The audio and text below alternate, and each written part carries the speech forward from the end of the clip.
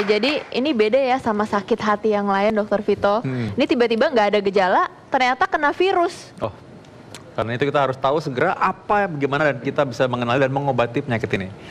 Nah, oleh karena itu kita akan mengundang, di sini sudah ada bersama kita dokter spesialis penyakit dalam, yaitu Dokter Irsan Hasan. Dokter Irsan, selamat siang dokter. Selamat siang. Beliau ini adalah konsultan di bidang hati dan juga pencernaan ya dokter ya. Iya, Nah dokter, betul. kita lagi bahas mengenai penyakit hati. Tapi penyakit hati bukan yang seperti kecewa atau yang tadi itu ya. Iya. Tapi ini adalah penyakit hati yang betulan, yaitu penyakit pada hati manusia. Iya, betul. Iya. Bagaimana dokter, bagaimana kita mengenali secara lebih dini gejala-gejala yang bisa terjadi pada penyakit hati? Iya, satu, betul yang disampaikan Dokter Vito bahwa hati itu adanya di sini, bukan di atas. Ya. Nah, hati itu sering kita identikan dengan sakit kuning. Masyarakat berpikir kalau orang sakit liver atau sakit hati pasti kuning. Ya. Orang yang kuning pasti sakit liver, padahal belum tentu. Nah, masyarakat mesti tahu kuning yang mana iya. dokter, seperti ini dokter. Iya. Jadi kalau kuning karena sakit liver, Iya. matanya kuning, Iya. kulitnya kuning, Iya. kemudian pipisnya jadi kayak teh.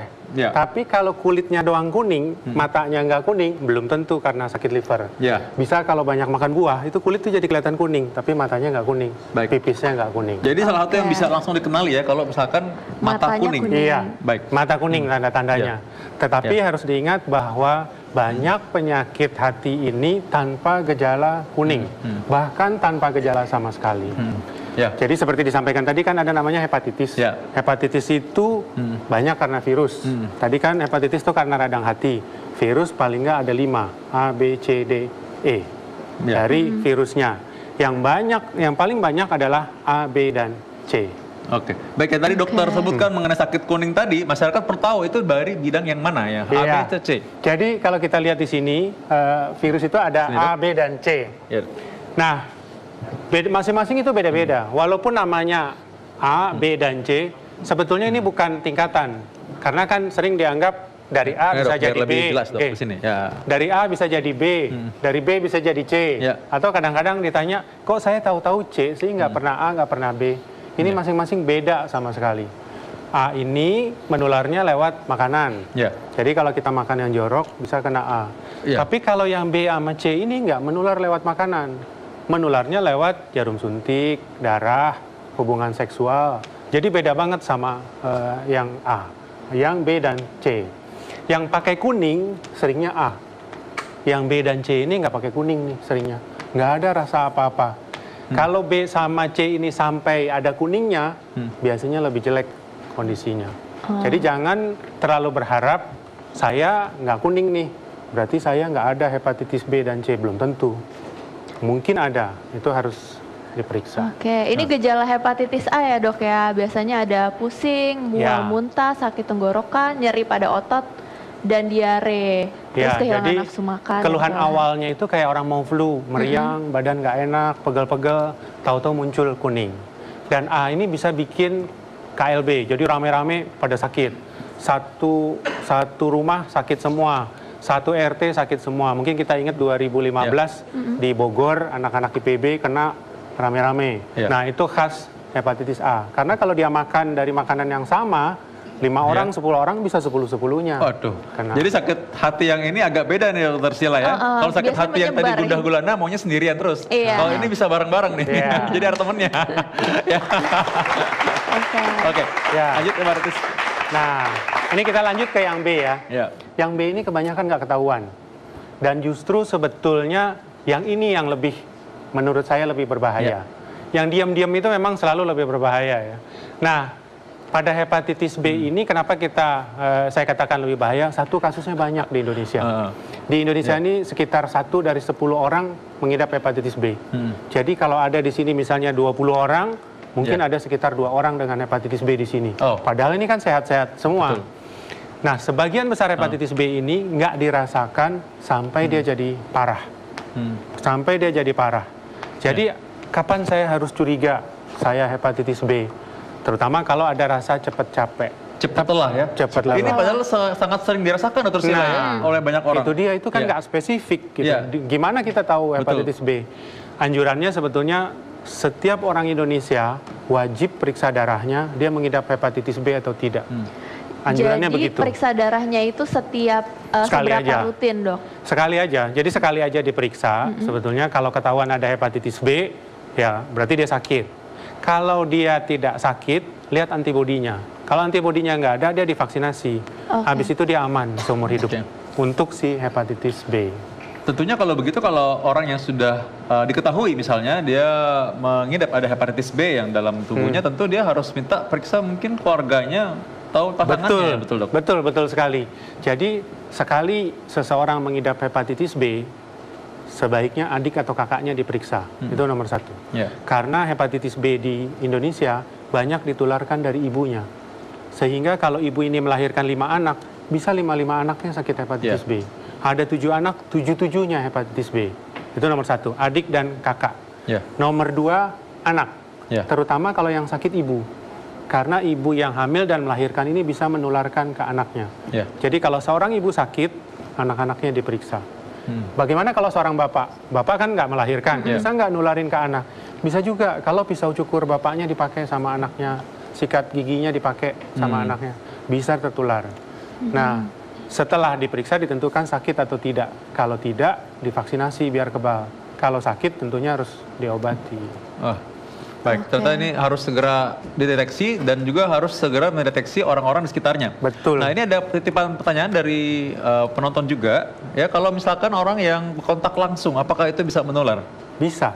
Jadi ada istilah kontak erat. Jadi kontak erat itu dia itu nggak pernah tuker-tukeran jarum suntik, ibaratnya ya. Nggak pernah didonorin darahnya, tapi dia tinggal serumah, bisa tertular. Misalnya tadi sikat gigi, atau misalnya nih sialnya dia pakai handuk, kemudian pas bisulannya pecah. Nah itu terus dia. handuknya dipakai lagi, bisulan juga. Jadi gitu. cairan tubuhnya bisa. Cairan tubuhnya berpindah. Kalau berciuman juga tentu bisa berarti ya. Mungkin kalau pakai gigit-gigitan bisa ya, kalau ya tergantung caranya. Oke, ini adalah Nah kebetulan sekali Dokter Vito, hari ini adalah Hari Hepatitis Nasional. Bukan Hari Sakit Hati Sedunia ya? Hari Sakit Hati Sedunia, Hari Hepatitis Sedunia, Dok. Nah ini dari WHO ada data. Jadi saya jelaskan ini ya. Hepatitis? Tanggal 28 Juli dicanangkan sebagai Hari Hepatitis Sedunia. Dan sebetulnya kita di Indonesia juga ikut memperingati. Tapi banyak orang nggak tahu.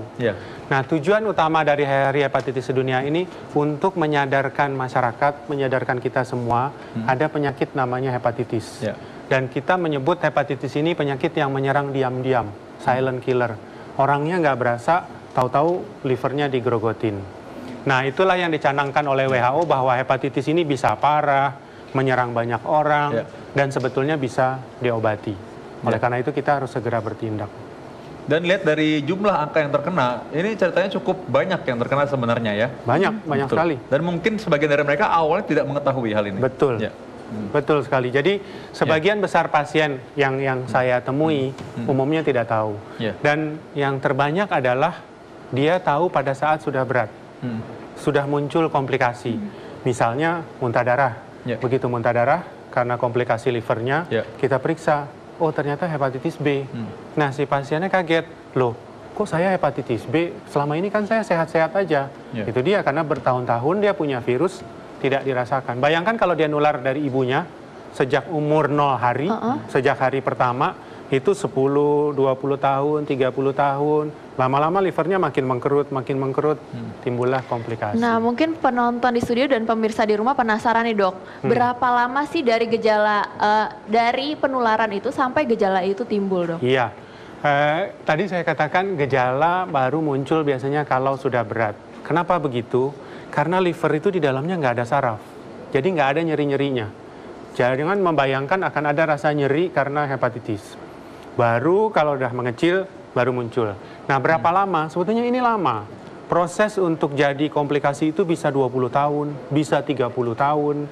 Jadi sangat lama. Tapi karena infeksinya dari kecil, bisa saja umur 30 dia udah kanker hati. Bisa saja umur 35 sudah muntah darah karena sirosisnya. Jadi memang lama, bisa 20-30 tahun.